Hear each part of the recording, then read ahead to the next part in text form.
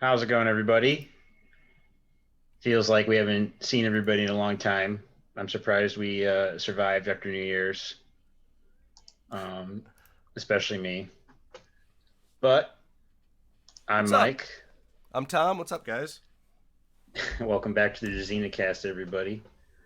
Today, when we get to it, we're going to discuss LARP characters, and that includes the characters of our viewers who are mostly LARPers. Even if you're not a LARPer and you don't really have a character, I'm down to hear your ideas about who you think your character would be, For sure. or you know. But we spent a long time. I mean, people have heard us before talk about how we spent years doing boffer stuff, whether it was Jackie Hero or Garth in the States. And while you have a name and you dress like something, you don't necessarily have a character in those games. It's not like there's any specific story being told, but we still had characters. We still made stories for ourselves, and we had names. Um, I've always been Ingvar for as long as I've been swinging swords, but Tom, you've gone through some changes. Yeah. When I first started, we were basically a fantasy. They called us like Vikings, but it was basically like a fantasy version of that in the universe in like the realm we belong to. So I started with a name for that, and then uh, as we all got to know each other more, um, it was like decided like, hey, we should start doing more like historical things, and like historical was kind of like the only other step I feel like that we were aware of. So I feel like for me and for everyone else involved, that's kind of where like the ball started rolling of like looking up historical dates and all that stuff. So I ended up uh, going to Oleska, which that's how I pronounce it, but I think it's like Alieska or something like that, like the actual name. Um, which I pulled it out of like I think it was actually like a Polish name generator even Nice. back in those days. Um, but I don't know. I think that name has many different versions throughout the regions there. But what's up, Christina? Welcome to the stream. We can always depend on Christina in Beepo. I know. um, I picked Ingvar, spelled Ingvar, really early on because I wanted to be Norse, Mhm. and that's a Norse name. It's still a name that people like use today. Like there's a Yeah. bunch of modern Scandinavian people named Ingvar. Yeah. Um, and I kind of just picked it randomly. I think it's because I wanted it to be I forgot what you call it when the first and last name start with the same letter. Alliteration. Um, alliteration, yeah. I wanted alliteration, so I was Ingvar Ironside, Mm. and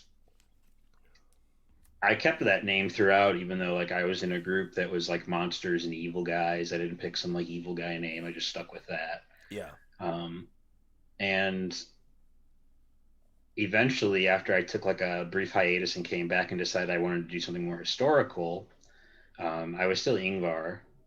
Um, but when I started getting kind of interested in the Rus and Slavic stuff, I picked up the last name Ivanov, and eventually grew tired of the alliteration, and I changed the I at the beginning of Ingvar to a Y. And I think that was actually on your suggestion, Tom, Mm-hmm. because I also think the Y. I've seen a lot of Russian names with Ingvar, and they spell it with the Y.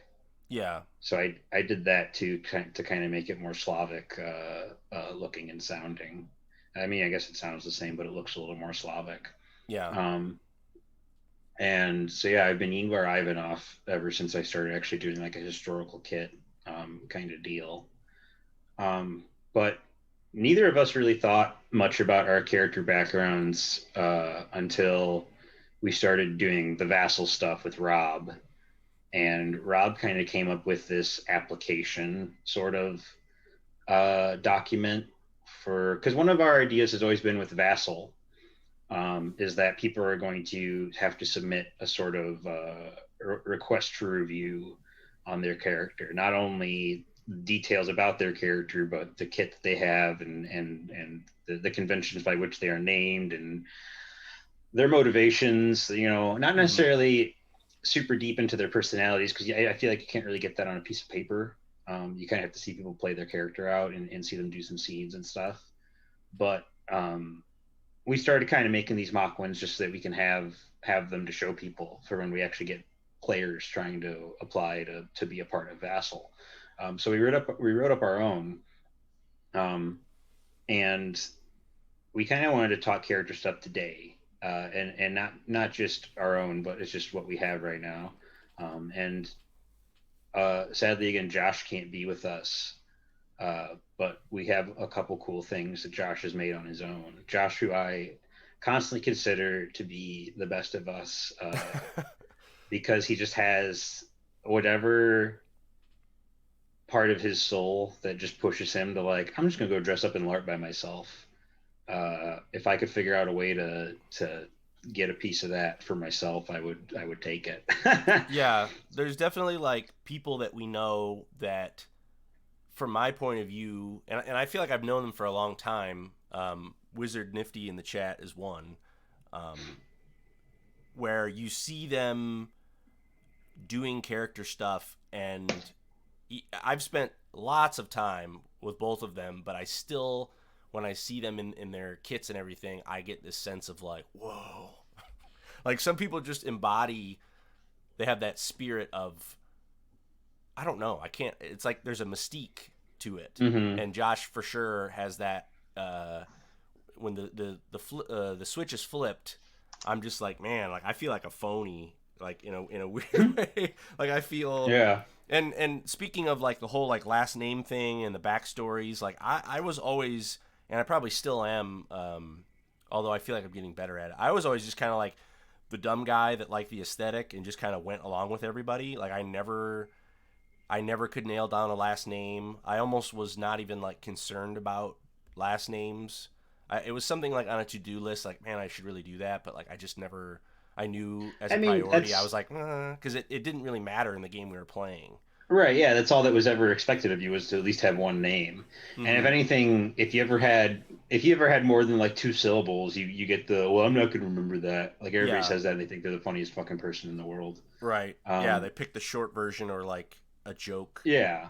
So nickname. it's like you just don't bother because it's like I don't know, it's not going to change anything. But we've always been playing our own game and telling our own story, even if it's just to ourselves. So I Mm-hmm. mean that the details kind of existed. I mean, when all the king shit was going on, I got really into it, and then I even felt stranger because it's like nobody else is trying to really LARP this except for me. So that's why that war where people got really into it meant so much to me because it was like the first time that I actually felt like people were LARPing with me Yeah, it and not just materialized. tolerating me. Yeah, and I But mean, I almost feel like I go about LARP characters the same way I do like D&D characters. Which a little bit of backstory for that is like we play our like little D&D games, and like Mike and like other people are really good at like I'm gonna deep dive and like create this backstory. Whereas I've always been the like I have a picture, I have a name, I have a class, and I know what I want my characters like strengths and weaknesses to be like personality wise.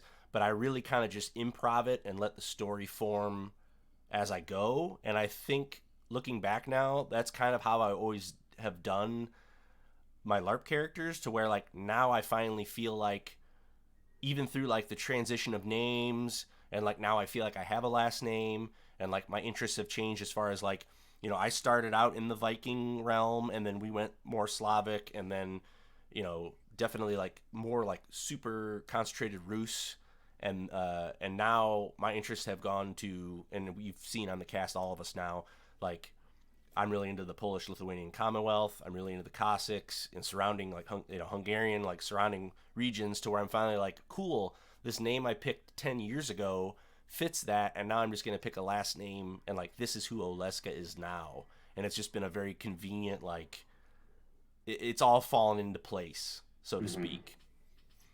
So I don't know. That's my process. I So love do this we, picture you have up. I know. I just because I know that I want to use that for things, but I kind of like to have like a little placeholder. So do we want to like pull up the sheets and kind of read them out loud and show people? Yeah. Okay. You want to do yours first? Um. Yeah. Let's see If you here. don't want to, it's cool. That's yours, but let me see. Mine's one of them. Okay. So Or we yeah, we can even start with basically, Josh's. huh? We could even start with Josh's. Oh, okay. Well, why don't we do Josh last, and then we can transition to his videos. Yeah, yeah, yeah. Okay, that's a Okay. good idea. So this is just kind of what we have, and this was created, I think, by Rob with some help, um, or collaboration with other people. But so basically, it's like this is. Oh wait, this is actually wrong. I'm gonna do it right now. So Oh, this I is never fixed mine either. yeah. I'll just scroll down and hide it. But so this is the Vassal character sheet and application as it stands. We have like player name, obviously my name, and so character name. So Aleska is my first name. I've started with Zadrozny as my last name, but I wanted to make it sound like extra Polish. So now it's Zadroznitsky, You wanted which that Itsky on the I end. did. And I actually Yeah. found a really cool website that kind of broke down what each syllable it actually like is a shorthand for the language of what it actually means. So Zadrozny means like beyond the road, and then I think Okay. Nitsky means something with like uh, something to do with like disarming or putting down the weapons or something. So I was like, well, that's cool. I can mix something with my story with that, but it's not really that necessary.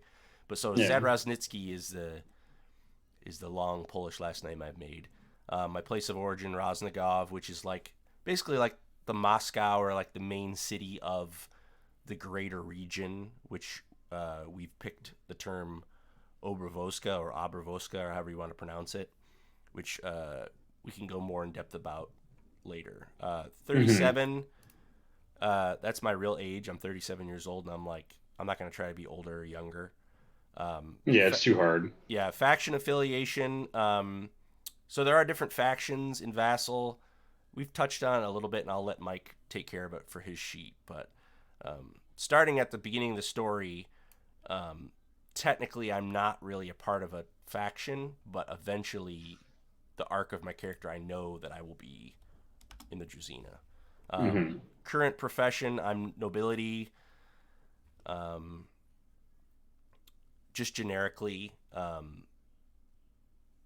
and I'll move on. So, brief summary of the history.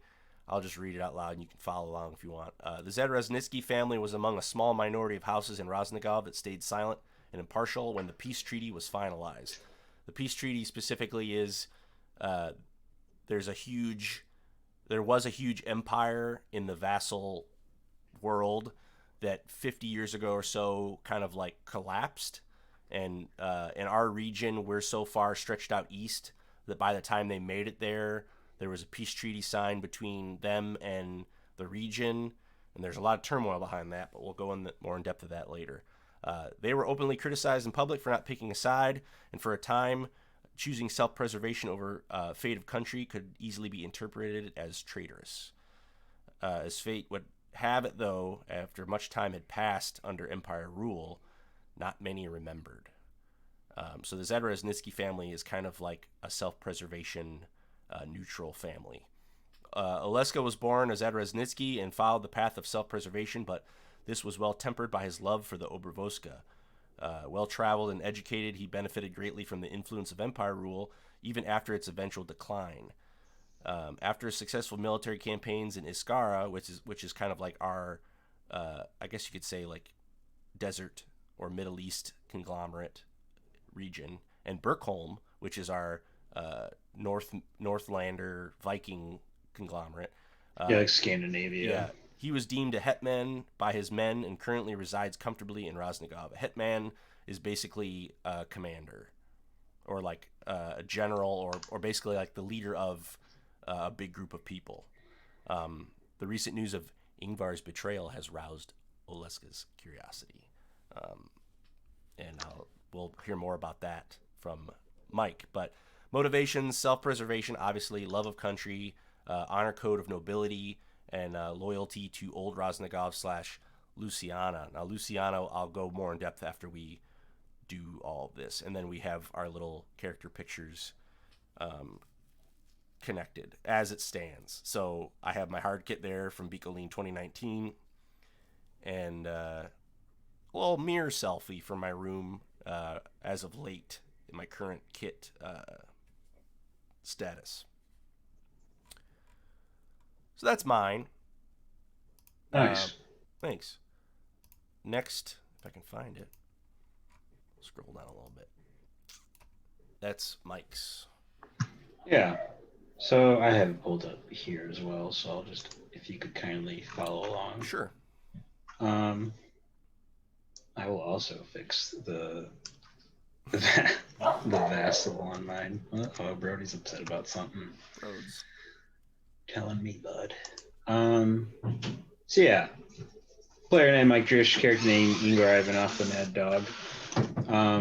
The Mad Dog is something that I just had attached to me in a million facets of life, whether it was wrestling or LARP or there's people who I've known them for years. I've never once heard them call me Mike. They call me Mad Dog. So I kind of just throw it on everything I do. With Ingvar, his personality is something of he's kind of in like a constant state of tenacity. He just feels like he gets the most out of people when he acts that way. So he's kind of created a reputation for himself as a mad dog. It's not something he decided to call himself. It's something people sort of applied to him, and he rolled with it pretty hard. Ivanov is the last name I picked just because of Ivan the Terrible, and I just looked at a list of Russian surnames, and I saw that one and decided to do that. Rosnigov, obviously. 28 is also my real age, just because I don't want to have to pretend I'm any younger or older.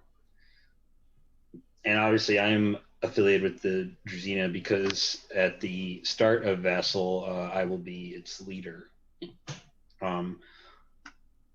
The Druzhina, as it exists at the beginning of Vassal, is by no means like an army or anything. It's essentially Ingvar and then a few loyal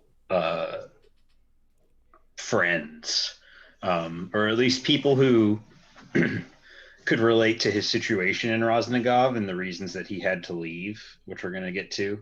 And it's almost like it's a bunch of people who had no choice but to go, and it just made sense for them all to stick together. But some of them are people that have history with Ingvar. Some of them are people who are just merely trying to survive by being affiliated with the Ingvar and Ingvar's Druzhina. For profession, I also have nobility, but in little parentheses, I put disgraced there just because of the nature by which Ingvar would still be a noble. It has a lot to do with his family history. If I don't have a lot of that in the summary of history, I'll try to go a little deeper into it because it's something that we came up with pretty early on with Rob one day. But I will read out the history for y'all if you don't want to read it. Ingvar is the great grandson of Pyotr the Bold, a Rosnik noble that opposed the imperial influence in Rosnikov. When Ingvar's efforts to undermine the long-dead empire's treaty with Rosnigov made him an enemy to the rest of the nobility, he was forced to flee the principality as an exile. With the few loyal soldiers he still had, Ingvar made his way south in hopes of recruiting more to his Druzhina, profiting off the wars in the south as paid mercenaries, and eventually amassing an army to retake Rosnigov and restore it to its former glory. So the situation in Rosnigov was that by the time the Empire had sort of reached out that far east, it was already sort of falling apart on the tail end. But their influence was enough that the standing nobility in Rosnigov had decided to sort of roll with it. They kind of liked the idea of being backed by an empire and being part of it. So they started kind of clinging to those values.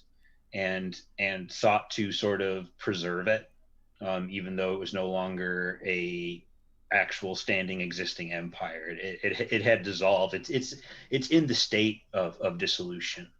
Um, and Ingvar's family had always been anti-empire, because they were always aware of the empire's existence, and like any other empire, its purpose was to spread until the empire was everything.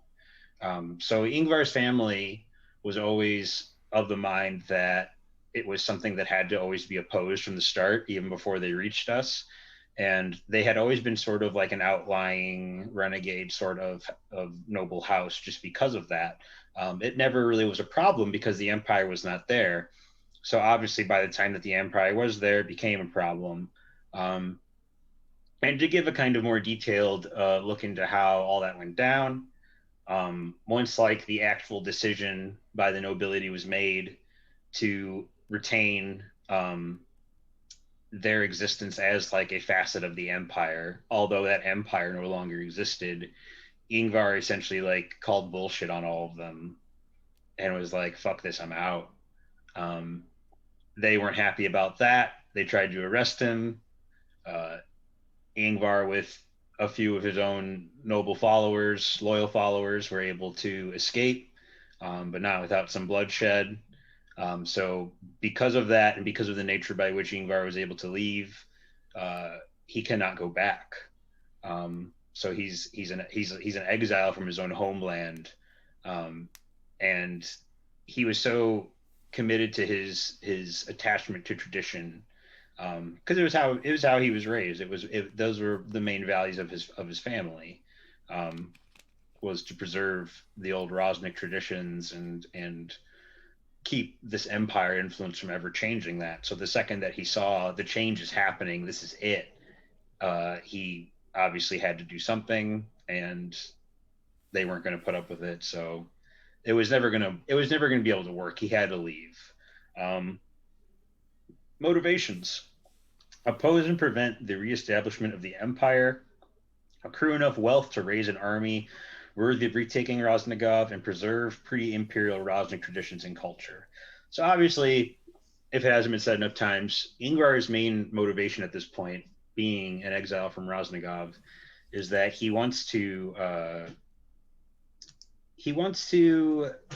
come back. That's the main goal. Is that he can't go back now, because it's pretty much him and a handful of dudes, uh, and they would just get slaughtered. At this point, Ingvar sort of accepts that he's lucky he got out at all, and at this point, his hope is to head out west, profit off the problems happening out there, because they aren't the Rosnigov isn't the only place being affected by the dissolution of the empire.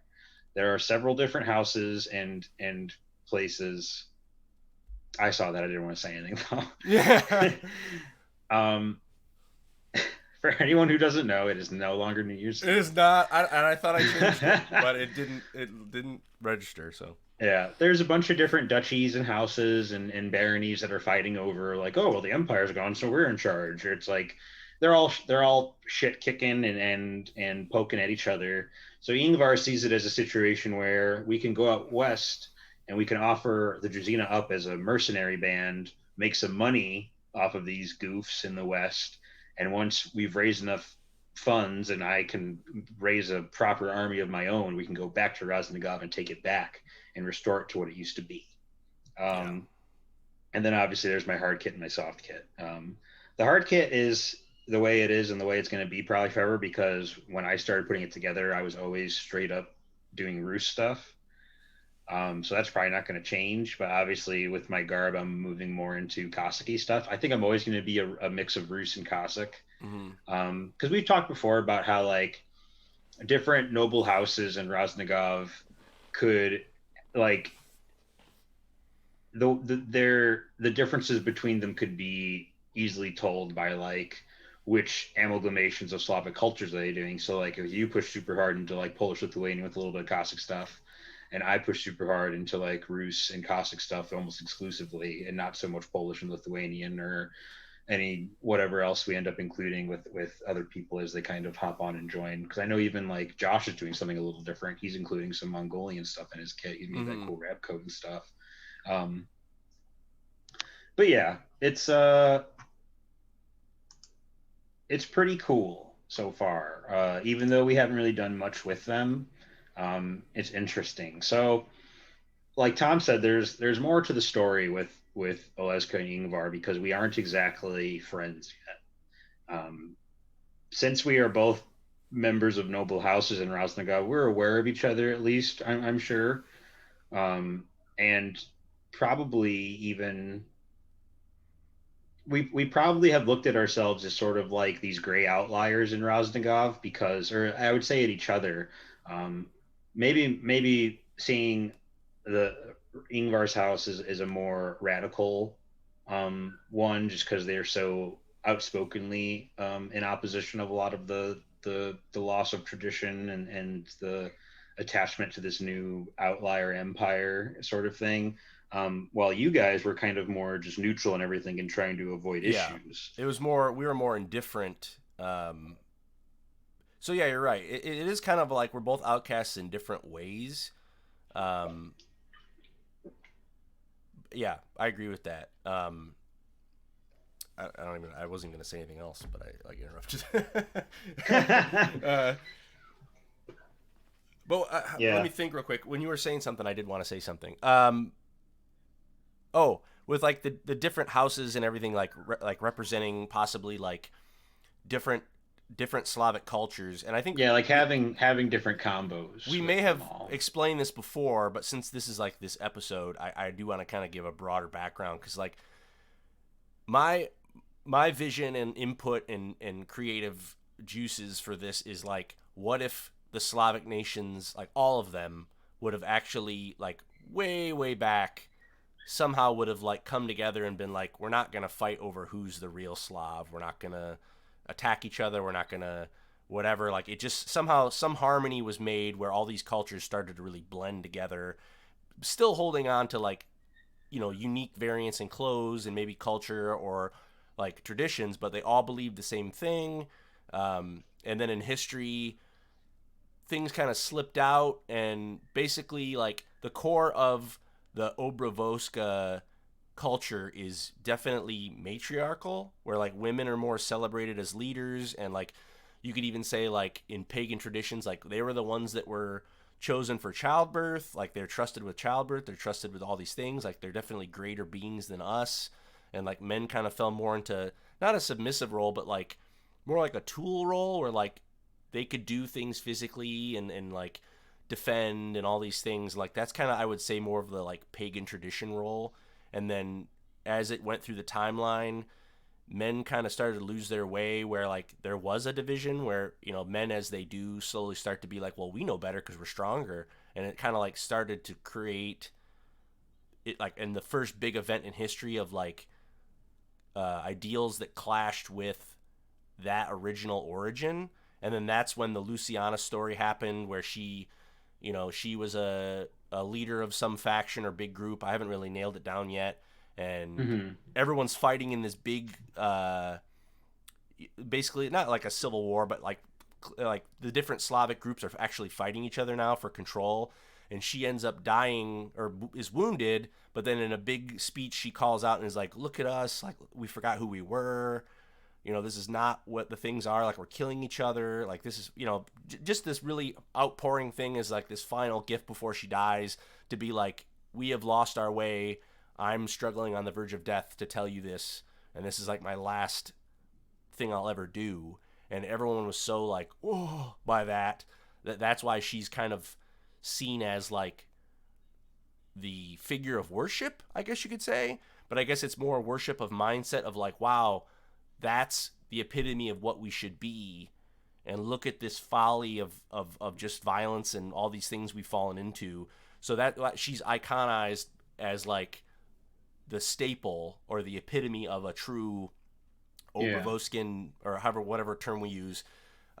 And so that's what's causing the turmoil now in the region. Of the Empire rule came, which they're more patriarchal. They came when the Empire and the Obervoska were about to fight, but people are kind of in an uproar because the nobles of the time, it was like a premature treaty. Like, yeah, sure, we'll be in peace treaty and we'll let you come in our lands.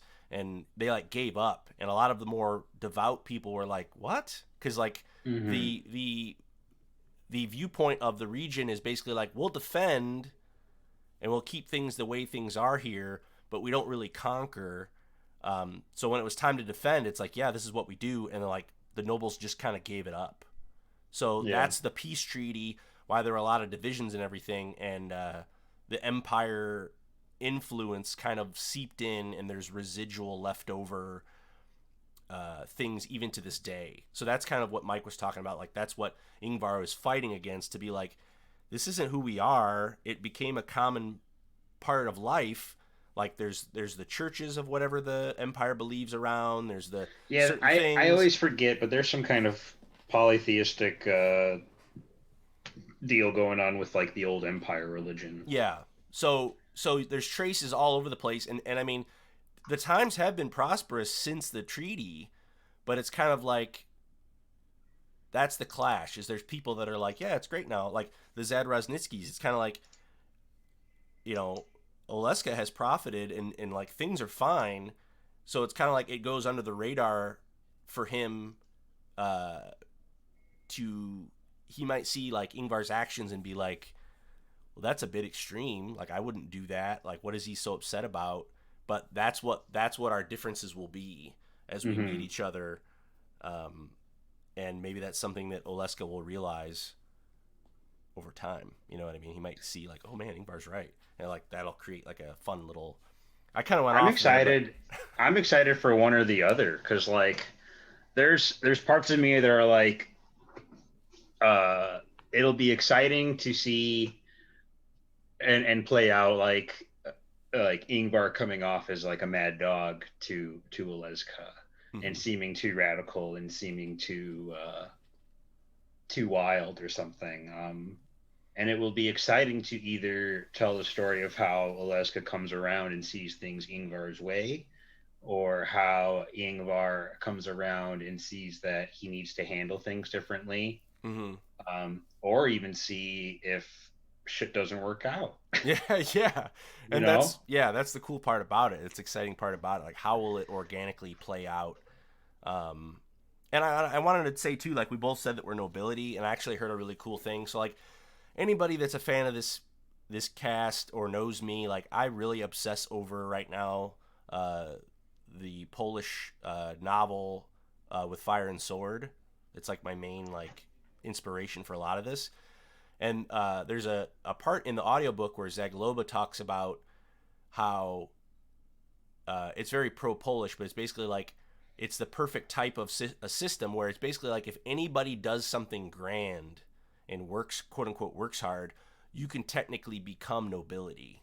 It's like it's not like a ancient right of kings, or like if you're born this you stay this. It's basically like if you rise up in the ranks and you stand behind what the nation believes in, and like you do great combat campaigns, you can become a noble. So that's kind of how I see nobility in Obervoska. Is it isn't like you're a peasant, you'll always be a peasant. I want to avoid stuff like that, especially like it will cause more opportunity for stories to flow of like someone was born this and then they were in this situation and now they're recognized, or vice versa. I don't want to have these solidified, like I don't want there to be, I want to avoid like prejudice and region versus region, uh, like you're from there. Like I almost have this idea even across the board, like everyone's so occupied with the empire that it's kind of like if otherwise left unattended, everyone kind of has the belief of like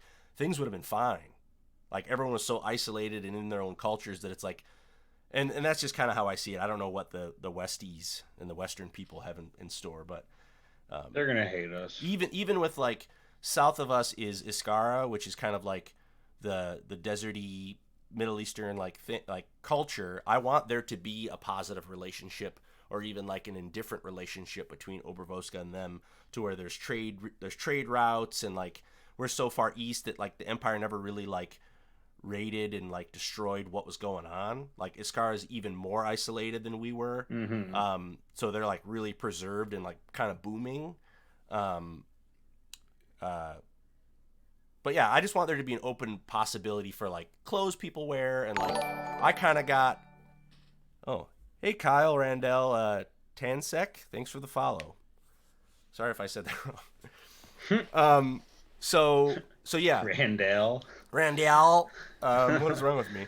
Uh, but yeah, I wanna try to and I kind of went off on a thing there, but I kind of want to try to keep it open to be like, if you choose to be this character, no one else is really going to be like, "Eh." If you discuss it with them Yeah. and that's like you both give consent, you want that to be a part of the dynamic of your story, fine. But I want to remove and negate a lot of things that happen in history that we don't need to include to make it feel authentic. Yeah. I want today's standards of more like acceptance in the game, because I just like the clothes and the swords. I don't need to Mm-hmm. be like I hate you for no reason, you Right. know. Anyways, Yeah. so do we want to move on to Josh? Yeah. Let's look at Milos.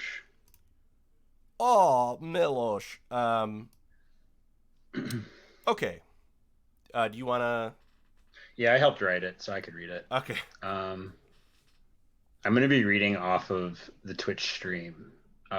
So if you want to get a head start scrolling down once I get towards the bottom, it's fine. But right now, it's fine I where it's want to at. actually do something really quick.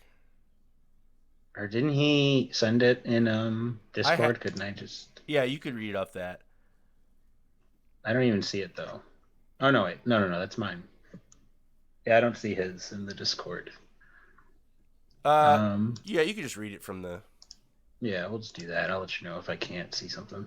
Um, so yeah, Josh Watton, obviously love that guy. Milos Bogdanovich, Oh, it's a strong which is name. which is great. Yeah, it's really good. Uh, Rosnigov, obviously, although I'm pretty sure Milos is going to be from sort of like the outskirts ish, like he Yeah, doesn't live in the city we've been proper. talking about creating a little city that he's from. Yeah. 28, same age as me. Uh, Druzina. Yeah, from the start, Milos is already going to be part of the Druzina. We have some history that we came up with. Um, Sword Arm to the Oath of Ingvar, and his brief summary of history. Milos was born the son of a humble trader in the northeastern farmland surrounding Rosnigov. Growing up, he traveled with his father, delivering wool and other supplies to merchants about the eastern principalities. Milos eventually joined the caravans to Iskara as a teenager, becoming the first of his village to ride a camel. On one unfortunate route, the caravan was attacked by Iskaran raiders, and Milos and his father were captured and sold as slaves, which we are going to amend that Yeah, eventually. Because the more and more we talk about it, the more we're like, we don't gotta make you a I was slave. looking to edit that quickly, but it's too late. Yeah, it's the way we wrote it. Yeah, We know it probably shouldn't be, so we're gonna fix it. yeah, After weeks in the desert, the camp was discovered by a band of Rosniks, Ingvar's Druzina. During the fight, Milos recovered a long axe from a fallen horse and felled 7 of his captors alongside the Druzina.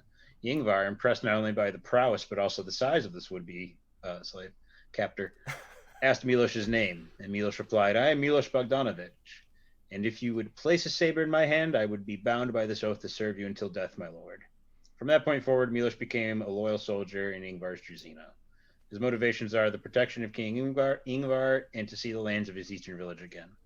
Um, so Ingvar doesn't see himself as a king whatsoever, but Milos sort of has, captured by bad guys who wanted to do bad things yeah, to like him. bandits or something. Yeah, Yeah, it could be anything. Maybe they mistook him for uh, somebody of importance and thought they could get a ransom or something. or like all the Um, goods, they could ransom the goods, or yeah, yeah, who knows? um, but I kind of like the idea that Milos is so loyally committed to this dude that he sees him like a king, and that Milos should be privy to my motivations to wanting to raise an army and take back Rosnigov, and this idea of Ingvar being somebody important once he gets back there. Um, but that would also sort of conflict with the matriarchal sort of Well, aspects of the religion. at the same time, though, well, and that's the thing as I want to be clear of and really define like the nuances of it. Like men aren't necessarily like scum. They're like, maiden, you're like they're not. They have a purpose in society. It's not like they're like drones or anything, because there's no restrictions on who can serve or who can lead. I just Hmm. feel like part of the pagan origins and then the things that happen in history. It's just kind of like women are more revered as natural leaders, nurturers, everything. You know what I mean? Like it's the opposite of Yeah, our culture now. Basically, it's like let's celebrate these human beings, how wonderful they are. And so I wanted to do that because a lot of medievalism wants to go back to like crappy stuff, and I'm like I yeah, want to just do the opposite and really do something else. But yeah, but also, I mean, the empire fell like 50 years ago. So right. in our lives, there would be a presence of, you see a lot more men in leadership positions. Yeah, I mean, you saved his life. So I mean, imagine that being in just a complete agony of like, am I gonna die? And like somebody saves you, even if it's not the like traditional like medieval like I'm bound to you by an oath. It's still like holy crap, like I owe you a lot, and you're giving me like a second life, Yeah, basically. So that I don't think that would be out of place. I don't think that would be you know conflicting yeah. or anything to that degree. Man, look at Josh, isn't that sweet? That's such a good picture. He takes the coolest He pictures. does. He has the coolest stuff. Um, so yeah, Josh and I have talked. I'm no by no means any kind of like creative director of. Hey, Wild Sage, thanks for the follow. We appreciate it. That's awesome. Uh, what was I saying? Creative stuff. Yeah, You and Josh. it just really like, I'm just really into it. I've never been able to world build or anything. So like while I'm at work, I just daydream a lot and think of things. But um, we're adding because we have to populate the landscape of the Yeah. geography of how things are. So it's just fun to kind of like play with, where people are from and or like what this city does or where it is on the map and like what's their main export and like what are the people like or what do they believe in. And like Milos kind of sounds like he would be from a smaller farming slash, more of a humble thing. So even if you think about it, like how our A world Hamlet. works, yeah, like how our world works, like it would make sense that Milos would be like down with Luciana because if he, if he's from an isolated area, which I feel like isolation kind of holds more older traditions usually. Hmm. He would hear what you have to say and be like, "Holy crap!" Like Yeah. I believe in that. You know what I mean? Like it makes sense. Um, so Yeah, I love yeah, it. It's good okay. stuff. So having said that, our buddy Josh has been doing a lot of creative endeavors on his own channel, and we're gonna upload.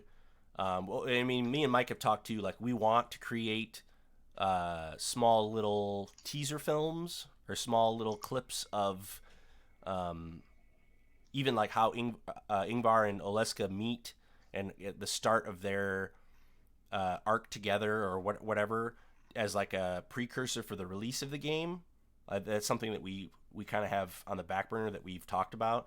But Josh has really been kind of taking it upon himself to create his own stuff, which we love. Yeah, he Um, has that magic energy to just go out and do stuff yeah, that none of so us have. we can preview that now. I'm going to switch over to the video slide. Um, so his upload is called Milos Awaits His Companions. Um, so let's watch it.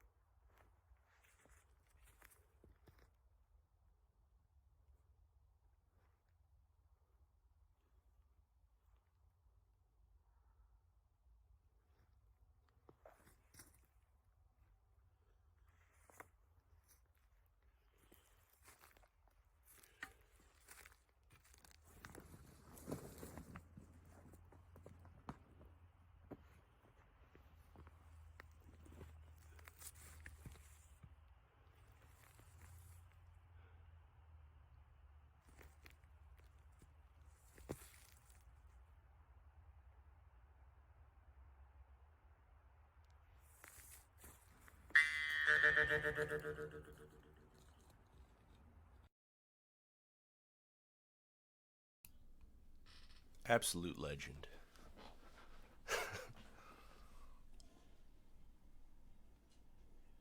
I loved I loved how after he like did a couple sword forms, he looked like he just like sheathes the sword and looks like really pleased with himself. Yeah. It, That I love that. and it's cool that it feels like he's like just waiting. Like he's just like, I don't know when they're gonna get here, but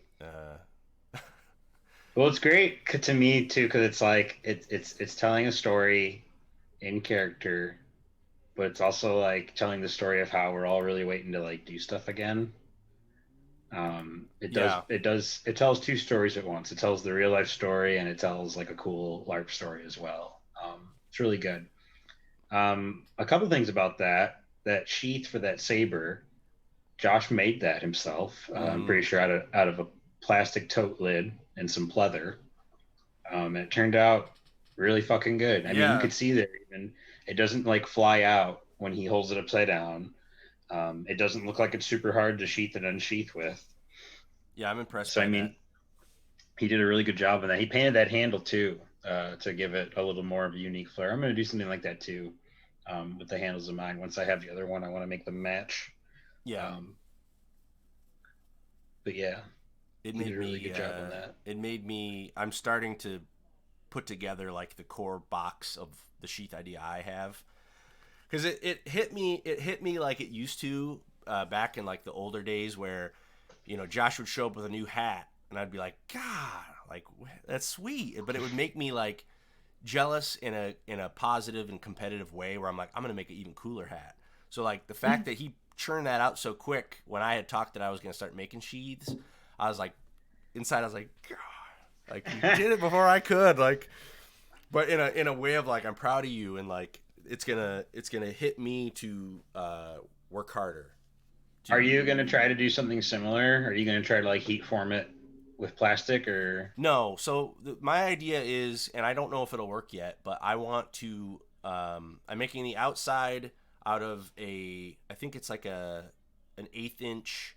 It's just like a fun foam, but it's gonna have the cuts for the point of the saber guard, so it'll like Mm-hmm. slot in.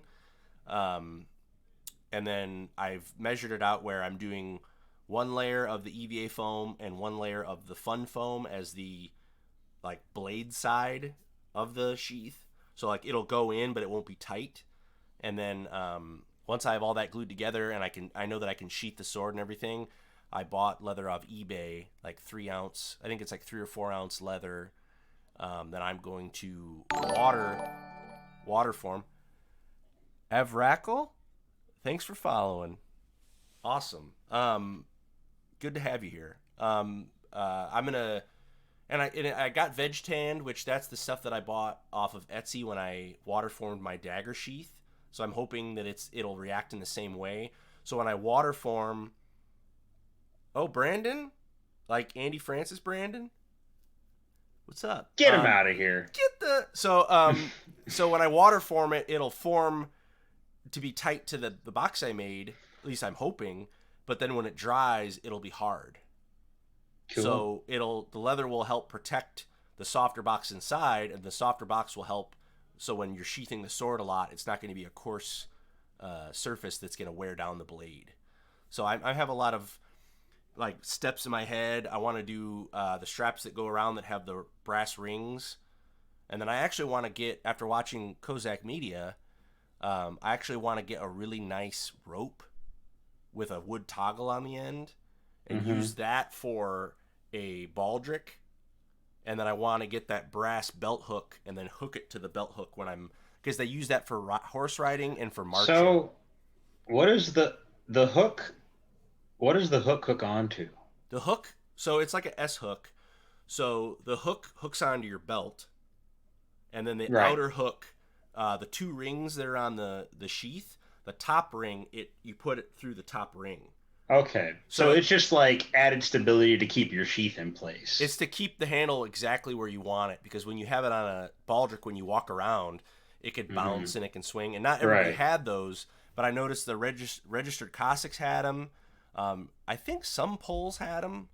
And again, I see it in Hussar kits all the time. Yeah, like the Ukrainians and the Polish had a lot of like brotherhood, but also turmoil. So you see a lot of like sharing with like, especially like with fire and sword, like Bohun wore Zuban, he wore, the Kantouj and all that stuff.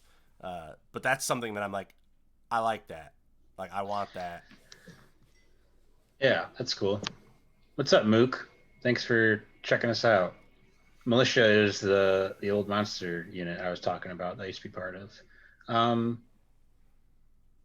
So you want to know my plans for a sheath and what I'm going to do for sheaths. Of course. For my two swords. I'm going to wait till you make yours.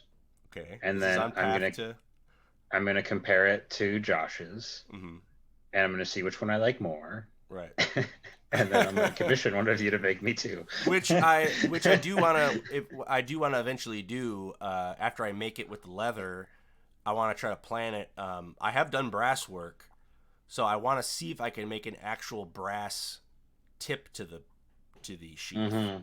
The mouth of it. Yeah, and then if it's not gonna, which there'll be foam, leather, and then brass. If I can do it where the sword will never actually touch the brass when it goes in, I might even make the brass V in the guard.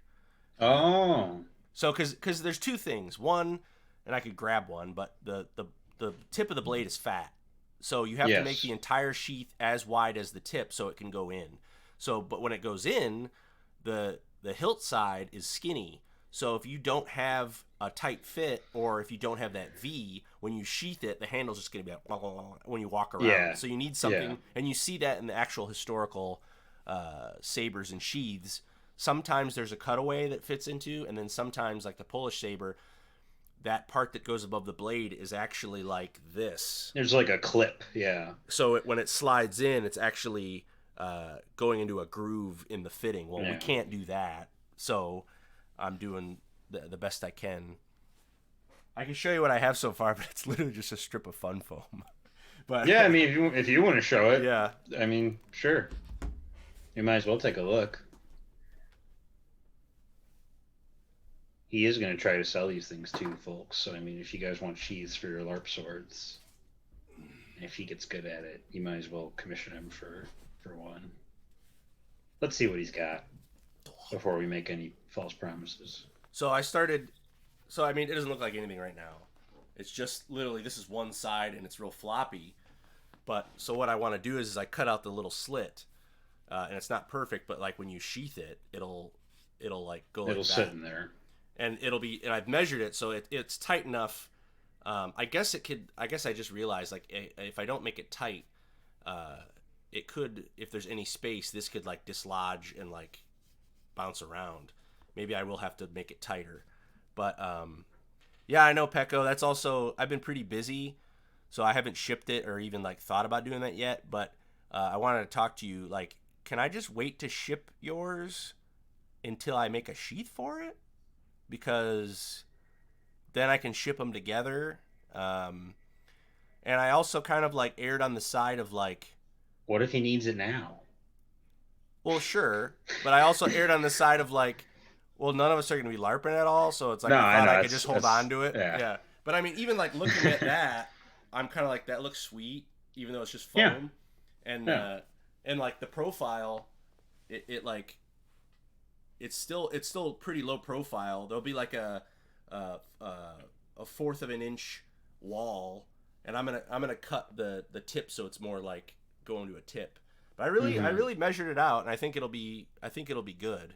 So Cool. I'm pretty stoked for it, and it'll be lightweight minus the leather. Yeah. Um, I still don't know. I rolled like this at Biko, but I'm a two-sword guy. I know it's not a real thing. I know, like, the only time Cossacks really did it was to dance around. Like, they didn't actually fight with two do a swords for the most dance. part. But I fight with two swords in LARP because LARPing is fake. And it's like wrestling. If you're like, well, nobody does that in a real fight. It's like, well, wrestling's fake, so they do it there. Yeah. Thank you, Sarge. It's real if you believe it's real. That's all that fucking matters. Yeah, it's me. I'm Mikey Two Swords. So it's like, it's what I do. So what I did was I had my what company? The like falchions that Freyhand. Freyhand. So the Freyhand saber came with a real nice leather sheath. So I had that suspended on a big, thick, like 1.5 inch wide belt that I wore over my shoulder as a baldric. And then I made myself a simple leather loop frog for my epic armory saber. And I wore that on a belt on my waist. But the way that it worked out was that the leather frog for my epic armory saber hung like ever so slightly right underneath where the sheath for my Freyhand falchion would sit. So they were able to kind of just hover one over the other, like really conveniently, and I wore both swords on the same hip. So yeah, pretty much I wore that sword, and then on that belt that my pouch is on in that picture, I would wear the other sword. Mm-hmm. Only when we were going to fight. I didn't like walk around with two swords everywhere like a psycho. But so I don't know if I want to try to figure out a way to make some kind of harness that just has both sheaths, one on top of the other, or if I'm just going to do that same thing and have one on the belt and have another one on I the think shoulder. You should have one from a traditional, like almost the ones that came with the Freyhand. It's like the two things on the belt, which they did, and then you'd have another one on a baldric. Yeah. Because then you could then if you're like, oh, I don't need two swords, you could just take the baldric Just off. lose the baldric Yeah. and keep the one on my belt. Instead of yeah. like I had to put my belt on and both things are on the belt. Now I gotta like take my Yeah. belt off. I just feel like it would be cooler layered and it would make sense. Tip, I don't need two swords, and then you're like, hold on. Yeah, like, oh, wait a minute. I might get two swords. I feel like you would have your one preferred sword on your belt, and then be like, oh crap, like I need another sword, and it would be like your auxiliary sword. Which is gonna get confusing when they're both the same sword.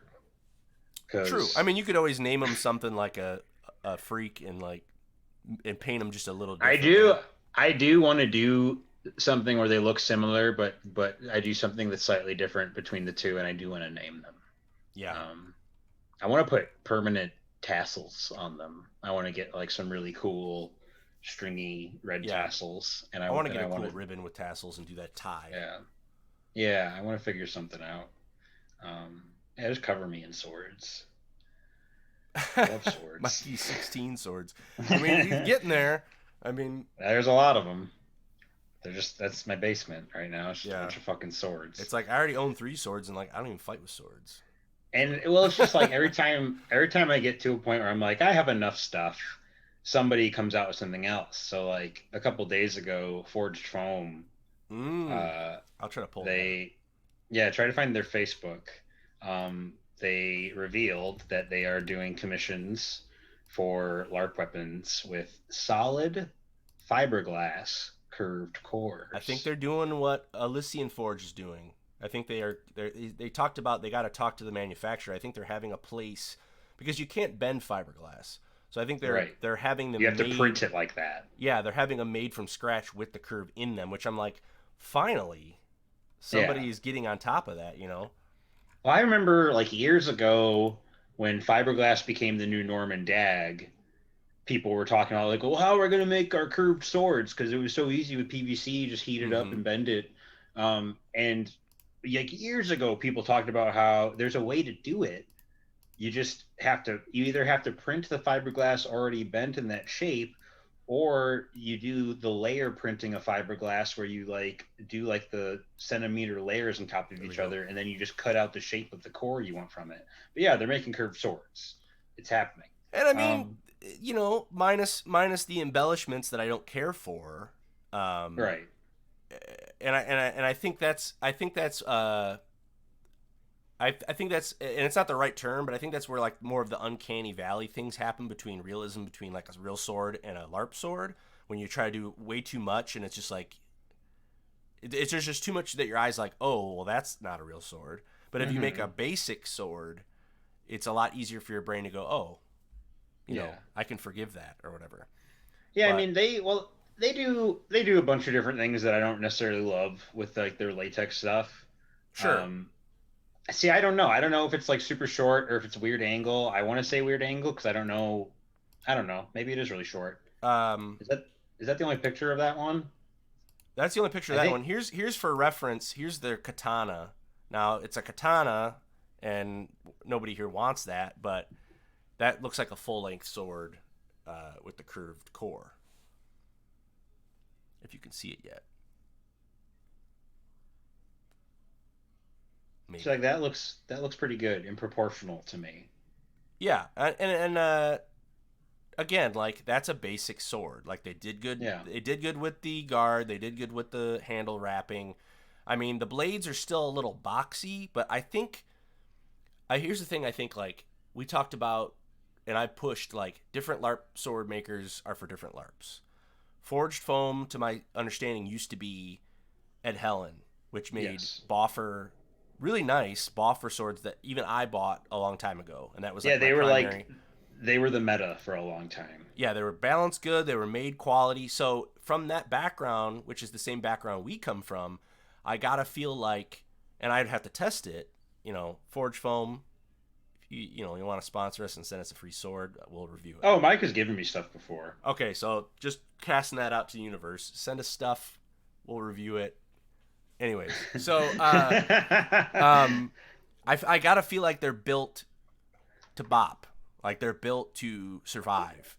So that could be good because that's kind of the downside of a lot of LARP swords is they're not built to bop, which I'm coining alongside no dumping. Put it on a shirt. I feel like that it might be more suitable for an American version of a LARP that might be have more higher contact than traditional I would LARPs. hope so. Yeah, I should talk to them more because like that little purple shield I have, he gave me like a little deal on that, Mm-hmm. and I could see if I could figure something out with LARP weapons to see if he'd be cool with us doing like some play testing or something. Because that's the other thing too is that I've never seen these things used and like they never have them to vend at Yeah, at like Wolfpack or anything. So like I've never seen one of these in the wild. Like I don't know, but I see the pictures all the time and like there's little things I don't love about how they look. Like yeah. they always do that same pommel that looks like the end of like a light cord that like hangs from the It ceiling. looks like the end of a like a crutch, Yeah, the rubber stopper on a yeah, crutch. right. Or like yeah, like a cane or something. But that's the thing too is like, and I think it's apparent is a lot of people that are making these. I don't know what research they're doing or whatever, but sabers and curved swords aren't in the even close to like the mainstream knowledge that like Western swords are. So I almost feel like they may be making these with identifiable characteristics that they know about sabers. And again, I'm not Hmm. casting any shade. Maybe they are doing research and I'm just being a jerk. But or structurally, they have to make the pommel like that to be safe. I don't know. Sure. But I want to contact people like that and be like, if you're doing a custom shop, and if curved cores are going to be standardized, I want to be like, you don't have to give me any royalties, but like I'll send you designs that I think look better than this. That if you could make, like, take it, sell them. I don't care. I just want to be Yeah. able to buy a cool sword. Well, I mean, even looking at that, it's not like the worst thing ever, but it's like the entire box handguard bit is just huge. Like it's a little too big. The pommel That's the way it is looks a to us. Yeah, in yeah, this it's perspective. it looks like a weird kind of nubby deal, you know. It's like you put like it's a lot of detail, and I could tell they put a lot of work into it, and for what it is, it looks nice. But it's like there's proportion stuff happening there that's like giving me uncanny valley feels. Just because, Yeah. and it's like if I hadn't seen latex and LARP swords that like look like real swords from 6 feet away, what's up, Nick? I would be like, What's up, Nick? that looks fine. But because I've seen companies able to pump out swords that look really good and really proportional and they don't Mm-hmm. look like a fake thing to me from far away, when I see stuff like this, I'm a little like, well, we could work on that. I do wonder if we ever sent them like a picture of like, here's what we want, and just sent them like a historical, you know, Shashka or a Khalid or whatever.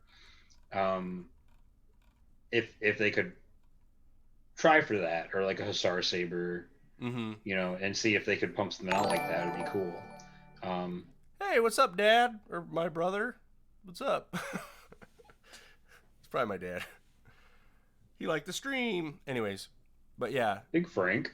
um, yeah. I just like this sword in particular. It's like the extra guard, like the basket thing. It's like probably the materials they're working with. They have to make it that thick for it to be functional.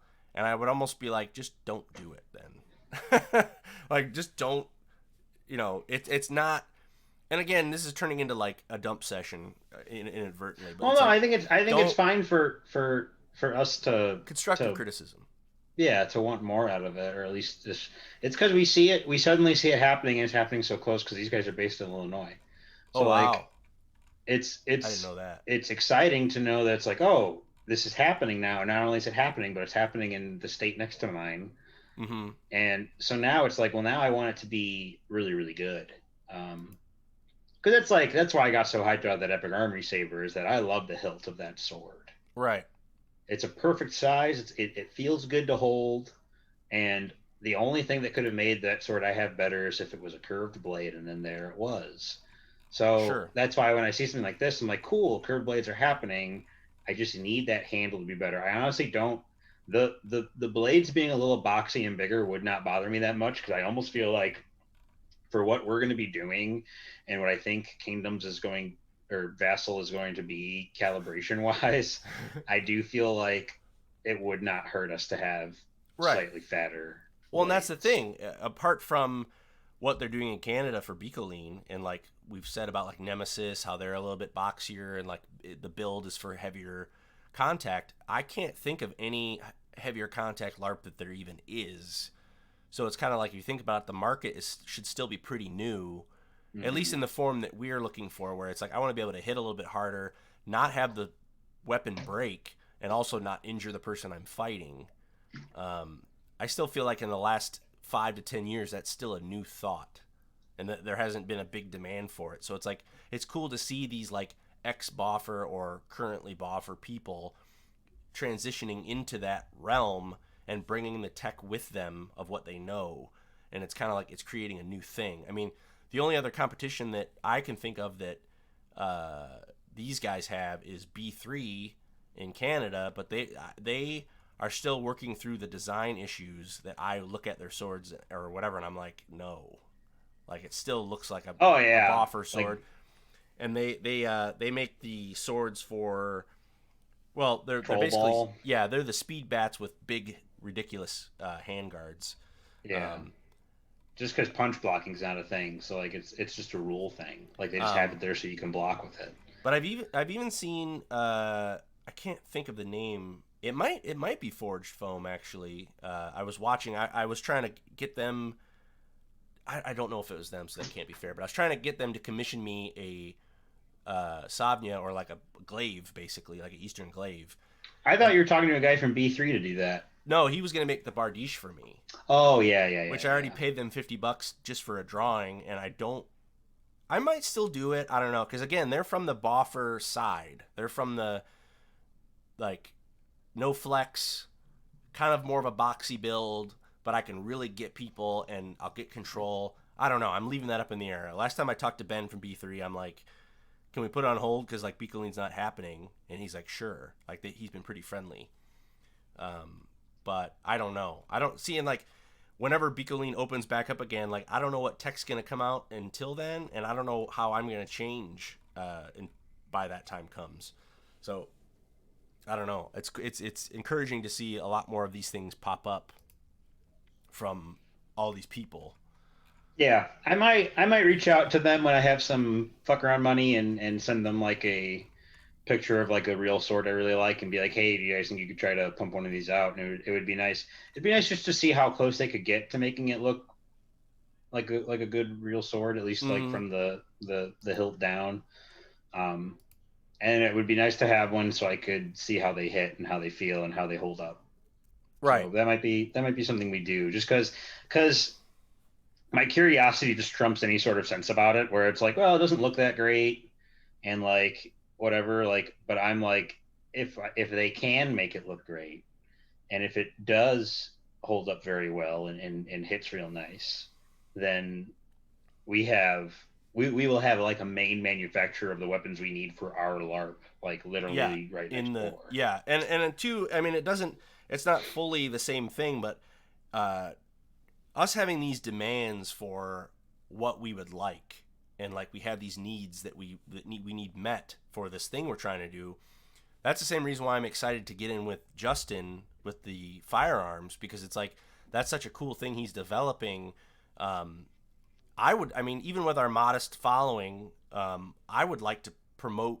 That's the thing, like people that are doing things, I would like to promote at the best of our abilities to not only help them out, but like it would be cool to try to get in on the ground level and give whatever input we can, just to have Yes. like some kind of partnership of like, I mean, we're like not in the business, and like I'm not trying to puff up that we're not like nobodies or anything, but we have a passion for it, and uh, especially because we're in at the ground level for Vassal, which could potentially be a pretty big sales thing for them if they're sweet. You know what I mean? It's like I would just like to be able to work together and be like, this design's kind of like, what do you think about this? And like, Hmm. I don't know. I'm just I obsessed with mean, aesthetic, so I'm like, I would love to be involved in any way.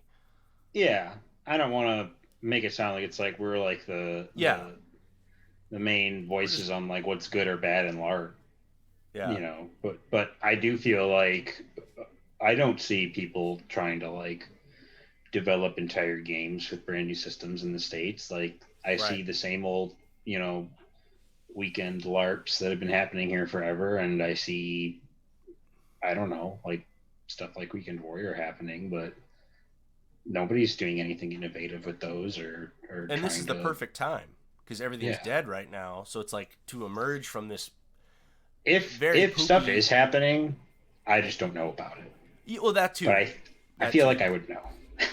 And if Like someone does I know, let us go know. yeah, I go on like the LARP subreddit all the time, which admittedly is not like a super active thing.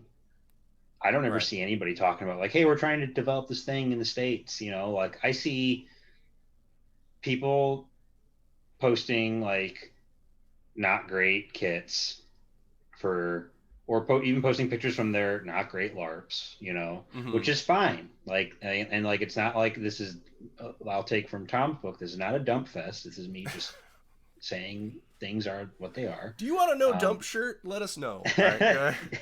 I can't believe our first merch is going to be a shirt with dump on it. I wanna Um, try to get in contact with that really cool artist that does the LARP comics and see if uh, they can make a shirt design for us that's like LARP people actually like helping other LARP people. Like like the whole gatekeeping. That'd be cool to have like a yeah, you know that'd be sweet. it would be Anyways, it would be cool if they drew us as like little yeah, characters of their style, because I love those comics yeah, so those much. are We should awesome. we should show some of those on the next time we stream. We should just show a bunch of their comics, and maybe we can even get them on the show. That'd be great. That's I another wonder if thing. they would do that. Yeah. That's a show idea. See, we're spitballing right now. Yeah. We're getting So I guess we could bring that up too. Is that we've been discussing the frequency of Jazina casts. I don't want to say that we're like scraping for content, but like uh, we've done like the deal of like have guests on and ask them about their LARP career. which we could still do, Um, but yeah, which yeah, there's plenty of more people we could do that with. Um, but we're finding that like doing it weekly is becoming a little more difficult because we're actually trying to do personal streaming as well too. yeah, Tom on Mortal Opus and myself on Mike East Creek, and we're trying to do other group stream stuff with a bunch of our other buddies, and we're kind of trying to start like a network called Beaverton Revival, which like the Jazina cast isn't necessarily a part of, but is affiliated with because it's we're us. we're here. Yeah. Yeah, Um, so we are kind of discussing not doing Jazina Cast every week anymore, and possibly moving it to every other week or even once a month, kind of depending on if we have something to do and something to talk about. yeah. So I don't know what chat thinks, but we care what you think, and we would like to hear what you think. Um, I don't think it's ever going to be. I don't think we're ever going to go longer than a month without doing this. Right. Because There's even no we've talked way. about it and like now us doing it, like it does feed me something. Like I really enjoy doing the show. Yes. Um and I almost feel like too like you and I even hit a stride in conversation that we won't necessarily have very casually that this brings out. So I Yeah. really enjoy it and um this is by no means anything like the show's not going to go away. We want to make time for other creative endeavors, and also we want to give you guys like quality content. Period. Yeah. So I just want to have like a bunch of crazy cool shit to talk about every time. yeah, And I'm not saying that waiting that long is going to make that happen, but um I think spreading them out will make them better than they are, yeah, because I already think we do a pretty good job. But yeah, I do think shooting for bi-weekly at first would be fine. And yeah. if we still feel like we're kind of like, what do we do, because I mean, it's not like we're struggling, like there's never been a moment where it's like the day before, Like I got Sunday, we're nothing. like, hey, what are we going to do? It's like we always have stuff set up and we always have an idea about what we're going to talk about. But things like Tom started talking to Justin like months ago about this stuff, and it hasn't given us like we haven't gotten to the point yet where it's like put something in our hands so we can review it, and then we'll have you on the show and we'll talk about it. Mm-hmm. Like that hasn't happened yet. So it's like that's one thing we're waiting on. Um, Obviously, I would love to talk to whoever the artist is that does those cool art comics. Mm-hmm. It's like that's another thing we could be setting up. But it's like I can't. I don't think we can guarantee something every single week, and I would rather sort of face that now and do something about it than get to that point. Yeah, be proactive. Because Yeah, I mean, we created the show. We're on the show. We talk about ourselves a lot, but believe it or not, like the core of who we are as people is like we don't want to just get on here and just talk about ourselves all the time. Like it isn't an ego thing. It isn't like wow, we got all these people watching us like we're so great. It's like a lot of like should we cut back for more ideas is literally like uh not like an inadequacy thing, but basically like we really have high hopes for this show, and we really want to hmm provide good stuff. And I think Mike can agree. Like I don't want it to become like it's just us talking about ourselves every episode, right. and I don't want to default to like this just turning into like a hangout podcast, uh, and us just talking about a bunch of other things that don't have to do with LARP because the branding is that this is a LARP show. Yeah. So, Pecco says, let's talk about the slob boys with the pretty hair. But I mean, the one thing that I don't want to obligate anybody, but the one thing that I would like to see more of, if people have the energies, I would like to see more feedback as far as from the YouTube audience or the Facebook audience or Twitch or whatever to be like, here's an idea, or you guys never talk about this, or and I mean that's going to happen naturally if it does or not, but we care about what you guys think. We care about what you want to hear about or what you would like to see us talk about. So that's why Yeah. I say that. If it doesn't happen, no hard feelings, totally fine. But we want to engage with the community more. If you know anybody that we may know of that would want to be on the show, cool. Like I'll ask people to the end of time how they started with LARP because uh, I feel like that's such a cool thing to all help us connect with other people with a similar background, because it is interesting and it is cool to see how people started. But going back to scheduling, I do think after seeing the feedback in chat and like plus like I don't want to go cold turkey and just jump to 1 day a month after doing 4. So I'm comfortable with doing 2 days a week, Yeah. or 2 days a month. I'm sorry. Ah, You're gonna wake up and get on there's Druzhinacast. I don't there's care just what you no look like. time. I don't care what you look like. And we're probably never gonna heavily like promote our other stuff on this show. But if you're hmm interested, I mean, my Twitch handle is different for my gaming channel, but Mike's is the same.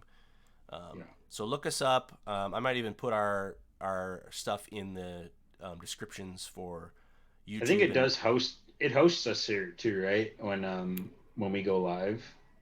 I you know. I you know mean it Druzhinacast hosts hosts? me. I Yeah. gotta set that up. Yeah, I did that a long time ago. It Uh, does. It does host me whenever I go live. Like I'm live on here whenever I stream. okay, yeah, I remember doing that. I had it host you and Josh, but that was before I even considered doing anything on Twitch or whatever. But I'll Yeah. change it up. Um, what else? Oh, I wanted to say, speaking of Justin, I'm really doing my best to not push Justin because it's Yeah. not all about us or anything. But we are real stoked to review. So every now and then I will be like, "Hey, what's up?" Just and he did respond to me today and said, "I said how did the test kits turn out?" Because before the new year he had mentioned that he's starting to print stuff out. He said, "Good, starting printing the send out kits in the next week or so." So knowing that, um, uh, assuming that we're still on the list to be one of those kits, I uh, hope that, so. that is yeah. I don't want to be like you said it once, so but he and I had talked. We do want to have him on the show, and I do want to record YouTube specific content, so it won't be live. But I do want to do a me putting it together per Justin's Yeah. instructions. Well, it's Uh, something too. We can show it on here like we showed Josh's stuff. yeah, we can show it. Yeah, I'll do the video. I might even get like a chronograph and test like how hard it's shooting, like distance tests, all those things. I mean, we have a really mild winter here, so as long as that holds up, And that might have to be something that waits till spring, or I'll figure something out, or I'll kit up and look cool in the snow. I don't know. But and then after I do that and get the impression, or whatever the timeline is, I do want to have Justin on the show, have him share his insights and just get to know him, find out how he started with LARP. Especially because he's from the UK, and they who knows what differences they have. I really like to get that worldly perspective, Yeah, I'd like to get more European LARPers on here, and talk to them about stuff. Yeah. I mean, work on that. Yeah, and that's something that maybe you and I and Josh, we can get together more and actually do brainstorming for ideas and make placeholder ideas for like the Justin episode, and then YouTube content like the review video, and then once we get which we might have to play with the time slot like we did with Bayol, because they're like 6 hours ahead of us. Right. After we have Justin on, like I said this before, like I'd love to have other European LARPers on. I'd love to have Australian LARPers on. Just any connection of like, how is it over there, and what are your experiences? Like, I really want to open this up to be an avenue for a fellowship of worldwide LARPers, instead of like, we're just gonna, because I mean, we're just, like, there's a lot of like, at least where we're from, there's a lot of like self pride of like, this is what we're doing here, and like I don't want to participate that at all. I wanna just be like, look, none of us are different. I mean, there's differences, but like I just want to make it a small world. Yeah. In the LARP. Well, there's that. It's that too, and it's like I don't want the Druzhina to just be like exclusive to Vassal as a game. Right. Like I want the Druzhina to be a thing I can take places, like I want us to be able to show up to people's games and be like a recognizable brand of a group, oh, it's the Druzhina, so that's why I want to be able to reach out and connect with all these people, so that just they're ready for us when we show up and doing our game. Yeah, I want no heart of competition of like Vassal's doing it the sweet way, and like we just don't care about that at all. I just want to celebrate this beautiful thing that we all enjoy. The best we can. With that, though, do you want to watch Josh's other video as another little information? Fire that one up. If you got to like burp or fart or anything, we can. No, I'll just mute myself again. So. So this video is actually on Josh's channel on YouTube. It's Medieval Josh. One day when we actually get bots or commands set up, we can do like the exclamation point socials and actually have like links pop up. But until then, this is on Josh's channel. It's called First Snow of 2021. It's going to showcase another outfit of his and his awesome bushcraft gear and homemade pack. So let's tune into that.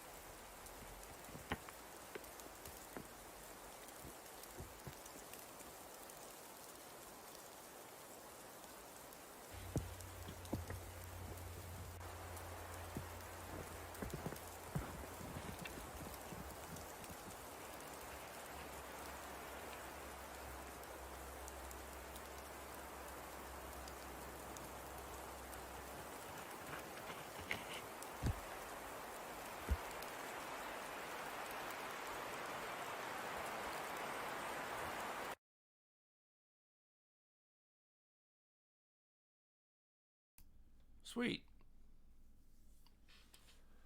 Yeah, Josh said down in the chat, stay tuned for next week's video. If all goes well, there may be some Austrians afoot. Yeah, good. Yeah, good drop. Oh. Which now that I'm thinking of it, I don't know why I haven't done this before. Done what? Oops.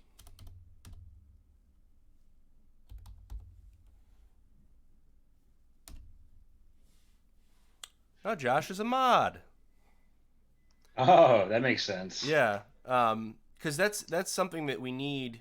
I mean, we got Nifty, but I need to broaden the mod ship. Because I watch a lot of cool streamers where they'll be like, "Hey, mods, drop the social links or drop the," because that's something I haven't even like. I'm like too busy with other stuff. I can't be doing that. But yeah, check out Josh's stuff. Check out his all of our Instagrams, or especially Josh's, though he's doing more of the specific content. Like I said, that's something that me and Mike want to do more of, but I mean, he lives near Chicago and I'm in Toledo, so it's not something that's accessible or safe for us to do together yet. Yeah, I mean, if I didn't have to be with the public so much for a living, Mm-hmm. I would be a little more comfortable about doing stuff like that with people. But I feel like I never know what I have, Right. you know. And So I don't want also, to. yeah, after May, when things start to warm up again, there's a good chance that my living situation is going to change.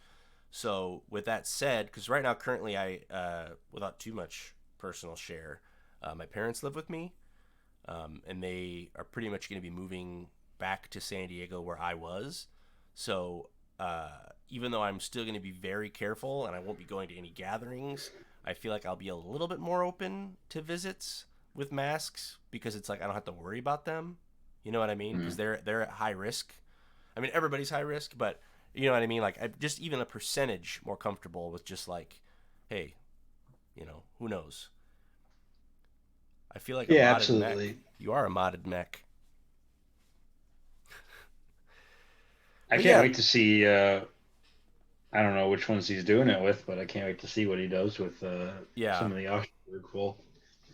Because I was even talking about too for a little bit in the Vassal Discord about how like a cool first event, and just because it would make sense because there's probably going to be so few of us. Mm-hmm. A cool first event would be like it just so happens that some Drazina traveling or encamped somewhere nearby where some Austria folk might be camping.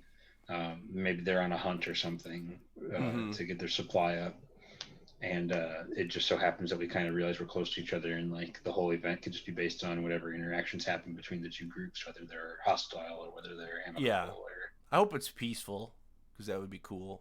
see, that's my thing is like I don't see any reason for it not to be, but I know a lot of people are going to be like, I want a sword fight. Plus, nobody's gonna be like, it's you can't fight. Like, you know what I mean? I don't want to set the Yeah, tone, but I'm hoping, just as you would in real life, that nobody would try to attack. It would be cool to do that. It would be cool to do like even before, because we originally had ideas like when Ingvar and Oleska meet back up, it would be in some city to the west, and that would be like the first event. But it would be cool hmm to have like the very first event to kind of be like the precursor to that, being like as you're on your way to camp to stop because it's a long journey. You maybe, like you said, you would realize there's a camp of them nearby, and as you stay the night, that's when Oleska catches up to go back to head out that way. So it would be a yeah, cool thing to. It'd be a cool way to like not have to demand it to be like a city right. type Well, that's event. my thing too. Is that since we're not going to have a venue that is like solidly representative of like an actual city. Yeah. Like I feel like for the sake of our own immersion, we should be uh I'm trying to think of a word for it. We need to take advantage of what we have. Right. And what we're probably going to have is a woody area with no buildings. So we might as well make that setting as close to what it actually is. Resourceful, yes. Um, and just be like realistic with like we don't need to pretend this is the city that we're in right now. Yeah. We can call it what it is. It's some woods with a trail, and there's us and there's them. And if you think about So it too, like there is a heavy emphasis on with LARPs that to my understanding, to use your imagination and be like, okay, we're here, we're in this place, and this is the setting. But uh, both of us being Mountain Blade players to an extent, even like Warband, we're playing Mountain Blade right now, according to Facebook. according to Facebook, um, there would be a lot of like impromptu, like you couldn't always ride one day to get somewhere. There'd always Right. be like we got to set up camp, and maybe in Vassal on the continent somewhere there are like dedicated highways as there would have been to be like I'm taking this pathway to this area. So like it is possible that a lot of travelers would cross paths and would maybe come upon each other. It would be cool to do a lot of camp, like temporary camp style events where it's like, Yeah. hey, we have to stop for the night. There's people nearby. Like that's kind of what's going on. Like everyone's kind of on alert, and you know what I mean? Like I don't really hear about like the realistic logistics of like, hey, we'd be traveling and there would need to be a place to stop, almost Right. like LARP pit stops. Yeah, I mostly like it just because it all the energy I would have to spend pretending I'm in like a city Yeah, would be saved for anything else. It's easy at Beakeling because you're actually in one. yeah, You are in a small medieval city that people built, and it's there. The buildings are there, the people are there, the sights and the yeah, smells and the sound is all there. Um, but yeah, we're not going to have that for a long time. So I feel like it would be kind of silly of us to be like, well, at least pretend that you're in Osterberg right now, and yeah. it's like no, we have a bunch of people in some tents in the woods, so let's pretend it's that because that's what it is. Plus, like we've established too, like none of us are like fortified kingdoms or anything yet. Right. We're all we're all in some form, some more than others, picking the pieces back up from the empire falling. So um, it would make sense that like for a while, like you wouldn't really have.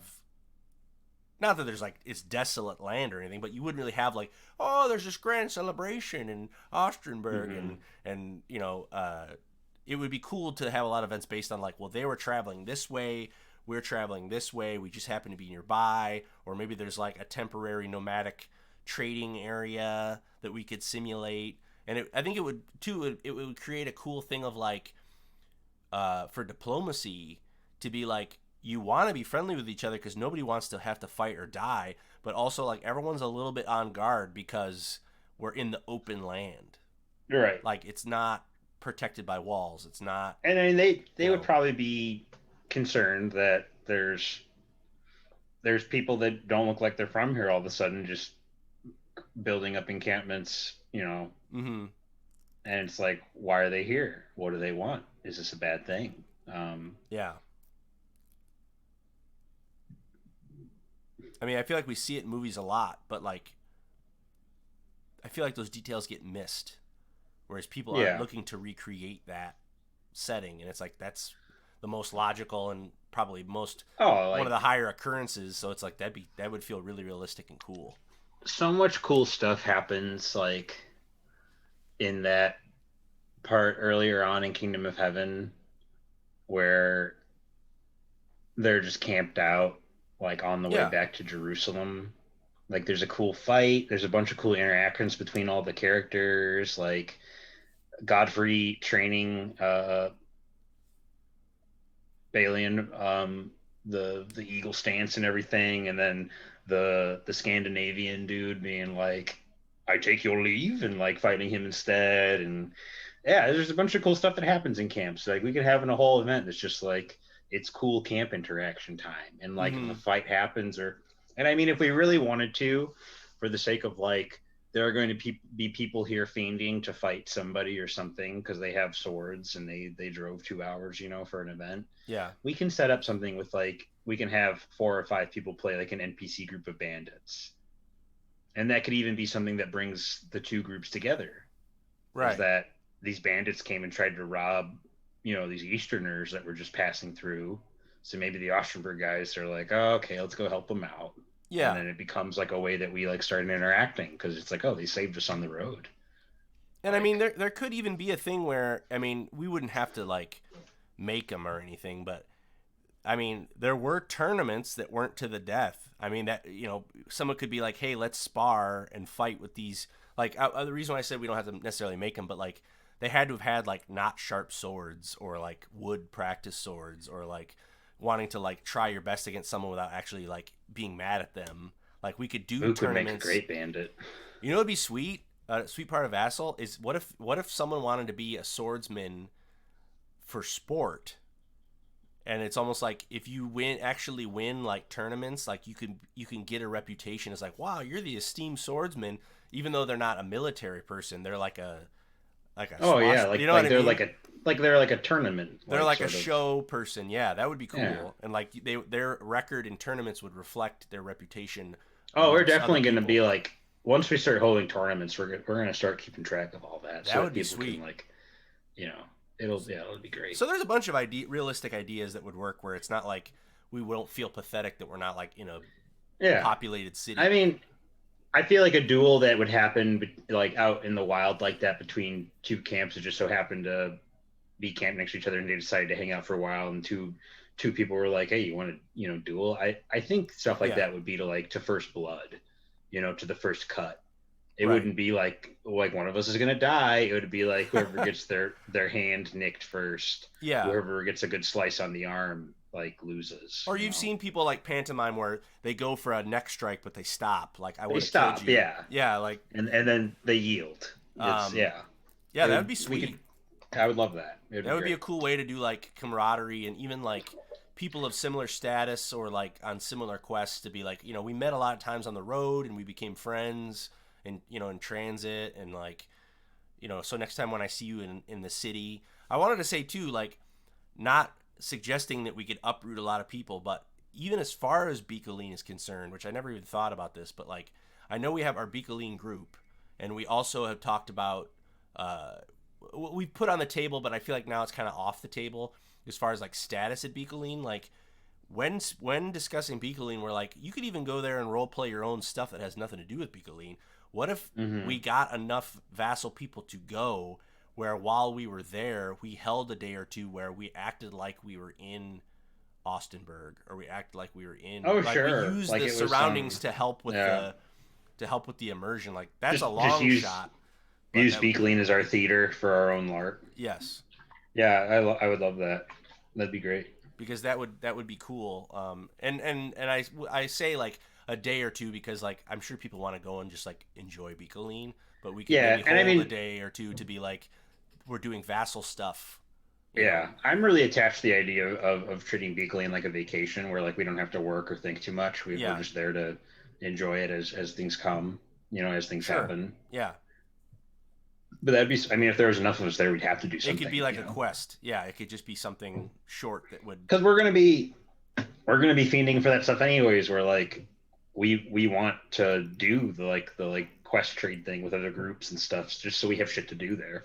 Yeah, and I don't know if we would ever get it. I mean, I know Nick's in the chat, but it would be sweet to like have like Nick and Rob, and like I want to see them experience Beacoline. I want to, you know what I mean? Like, that would Yeah, just be a cool. It's always gonna be an experience that I want to I share with people, and like kind yeah. of like how Bale did Well, I with mean, us. a cool thing too would be like we don't necessarily have to set up something that happens between us as like a quest for us at Beacoline that we just do because we're at Beacoline, we can use it as theater. Whatever we have going on can be what our quest is for another group. Right. Like we can be like we can try to tell them the story that like, oh, like the Druzina and these knights from Ostenburg are here and they have this thing going on, and it's up to you to either figure it out or find out what's going on, whether it's like a mystery or whether there's like conflict that can be amended by a stranger getting involved and be like, no, you guys don't understand, like you guys all have this wrong and that's why you guys are fighting each other, or like Mm-hmm. just anything. I don't know, we can come up with something, but it would be a cool way to we all know our roles, so we would all know how to interact because we're part of the quest. We would We're all like a essentially be troop. playing. Yeah. Yeah, we'd be playing the NPCs to each other, and then it would be up to the other players, like whether it's like Marcus and Kerrigan, we get involved, or Which we should. Any Yeah. yeah, with anybody else while they're trying to play the quest that we have. Like we already know what we're supposed to do with all the other vassal people. We're Right. playing this out for them. Like that'd be awesome. That would be I would love cool. that. And I just realized too that we have two Nicks in the chat, and I did mean, uh, what is it, foul on? I meant that Nick. Nick Phelan. Phelan. Nick Biscuit. I mean, dude, you want a LARP? Let's do it, dude. You got long hair. I feel Let's like do it. I've told Nick before that Yeah, I'm you're a like theater dude. sometimes I can't believe that you're not a LARPer. Yeah. But I don't bring it up because Skylar doesn't like talking about LARP. I know, So. but Nick Biscuit, we're transitioning into a period of LARP where like we want to be NPCs and do like improv work, and have like a quest for people that want to play through what we have planned. And I mean, man, that's so like theater. I mean, it's like playing a part. And like we all play D&D so much. I love how this stream turned into like me trying to get Nick into LARP, but I mean, but he's here. um, yeah. See, and I feel like a lot of people have shared that sentiment. Soon. That it's like, how do you, I didn't do it until someone I knew through the metal community invited me to do it. And I thought it was silly even when I was invited. But I would never have went on my own, But we'll, when the world becomes safe again, we'll talk about it. But Yeah. I think that would be sweet. You'd be Nick's, welcome to join. Nick's at the top of my list of like people to try to trick into being LARPers. He's very suited for it, for sure. Yeah. I've brought a lot of people to events, and I guess I will say that none of them ever turned into like super involved hobbyist LARPers, but I know for a fact that I've provided people a lot of really good memories just because they went to an event or two. I feel like us and Nick are in the same system, but we're on different paths, but I think it crosses. I think there could be a potential there. Anyway, that's up for you to decide, Nick. Bizcat. But yeah, so we covered the schedule change. I feel like it would probably be the first Sunday of every month and the third Sunday, but we could play with that. Yeah, that's pretty much what we're already doing right now, right? So like today's the 10th. Today's technically the second Sunday, isn't it? But yes, we had New Year's, so right. So I mean, the next time we'll probably be back as the 24th. And we will hopefully have something. I mean, even if it's just doing more talk about character stuff or even talking more about conceptual vassal things. Sure.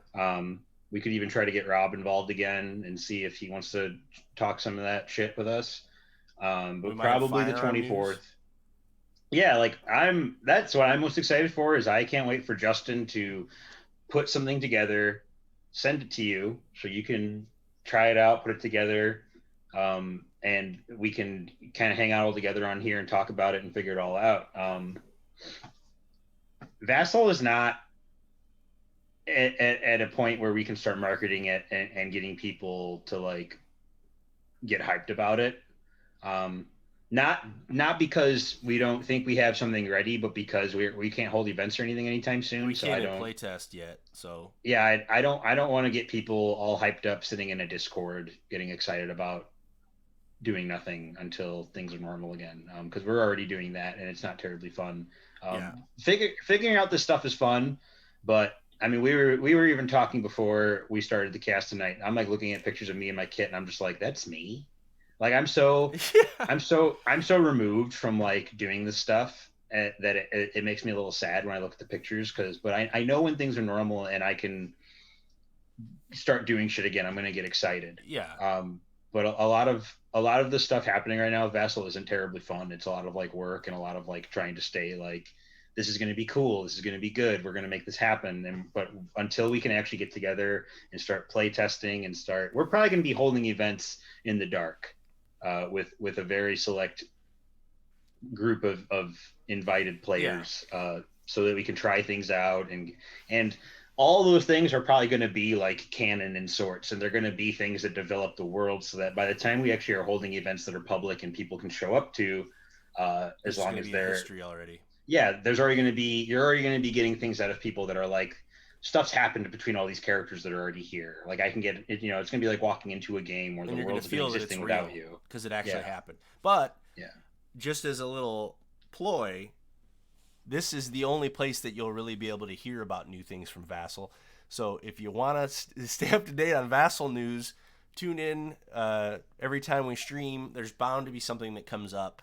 We're going to be openly talking about it. Like Mike said, we will probably have Rob on again.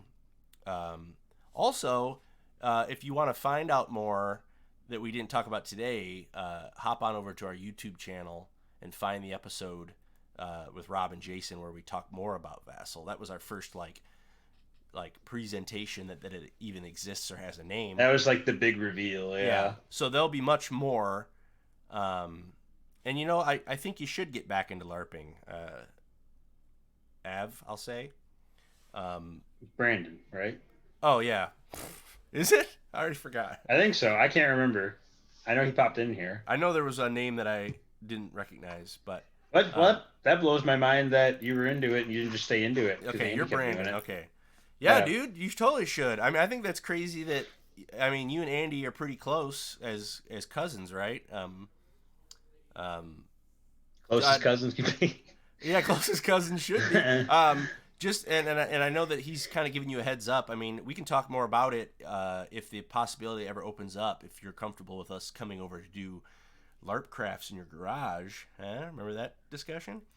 So we could talk more about it if that happens, especially because me and Andy are posturing up to live together. So got it. If you guys are going to be all up in his shit doing stuff in the garage, he might as well get involved. Yeah, I mean, I have a lot of stuff planned. I mean, not so much now that we've got those sabers. I still want to finish my bardiche. It's like still sitting in the corner, like electrical tape together. There's things, and I want to make a new pavice for my shoulder because I could churn those babies out. That's another project / business that I could try to provide for everybody when I have the time. Is anybody that wants an arm shield, baby, I can blast all those out. But blast it.